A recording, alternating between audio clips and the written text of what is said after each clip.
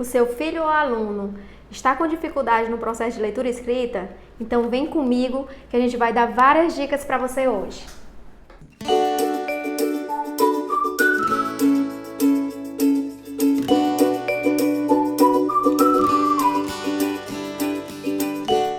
Olá, meu nome é Joana Machado, psicopedagoga. Estamos aqui no canal Falando de Comportamento.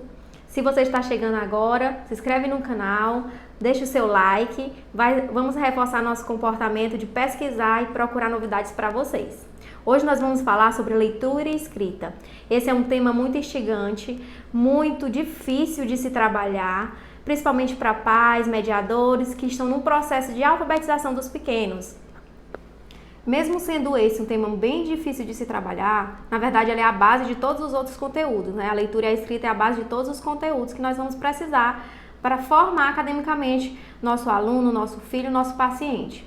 Mesmo assim, você pode trabalhar de forma prazerosa, pode e deve. Então hoje nós vamos trazer para vocês algumas dicas bem valiosas sobre isso. A primeira dica é como apresentar essas letras para as crianças. Como apresentar de forma significativa.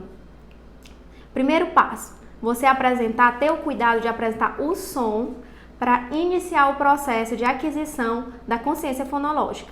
Sempre lembrando que as letras, elas têm o nome e o som. As únicas que coincidem o nome e o som ser o mesmo são as vogais. Então é interessante que você diga para a criança, diga para o aprendente o som da letra. Por exemplo, o som da letra S. Não é S, é S. Então, a letra S junto com a letra A, ela vai formar o som SA. A letra F. Se você diz para o seu aluno ou para o seu paciente que o F com o A é Fá, ele pode se confundir. Eu não estou dizendo que a gente não pode falar, mas é interessante que você apresente a ele a forma correta de se trabalhar essa consciência do som com o som do A, que é o nome da própria letra, que vai formar a sílaba Fá. Assim ele vai tendo consciência de que o nome das letras é diferente do som das letras e não vai confundir na hora da leitura e também na hora da escrita vai ajudar ele a formular essa noção de escrita. Uma outra dica é você partir de algo significativo para ele.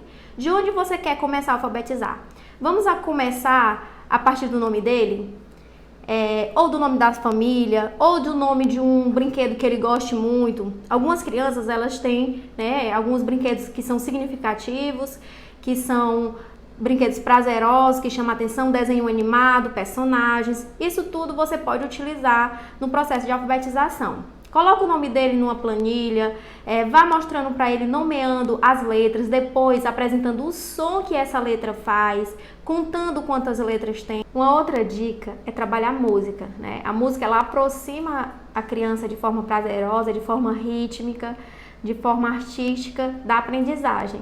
Eu aposto que você lembra daquela música, de amor, beijo baixinho, não é? Ela fica na nossa cabeça. Então ele vai analisando as palavras que estão sendo ditas na música, analisando com a letra. E não precisa ser necessariamente a música das letras, pode ser qualquer outra música. Quando a gente trabalha, por exemplo, o sapo não lava o pé, não lava porque não quer. Aí você pode trabalhar a aliteração, que é uma outra dica também muito valiosa. A rima, porque a gente pode destacar as partes, as palavras que rimam, para ele entender e perceber que existem palavras que têm som no início semelhantes, que através da rima elas têm os sons no final igual, e assim vai fluir bem mais natural essa aprendizagem. Agora a gente vai falar um pouquinho da escrita. Vamos lá. Agora eu vou deixar para vocês uma pergunta. Eu vou colocar aqui para vocês duas imagens de tarefas, de letras, para completar. Tem uma de pontilhado e outra sem pontilhado. Vamos lá. Qual que vocês acham que é mais adequada para apresentar e pedir que eles façam?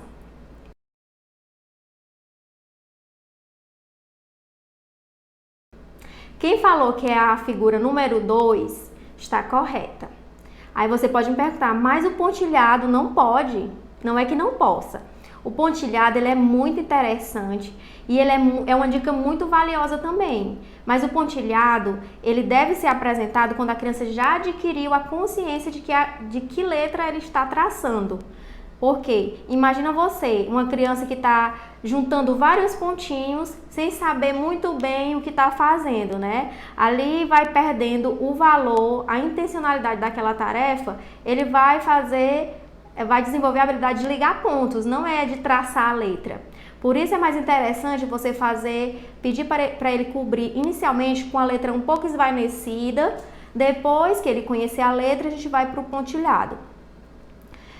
Uma outra dica também muito importante é trabalhar com tablet, com aquelas crianças que não conseguem. Por exemplo, as crianças autistas, elas têm algumas limitações motoras e que de vez em quando elas podem apresentar resistência por não conseguirem traçar algumas letras.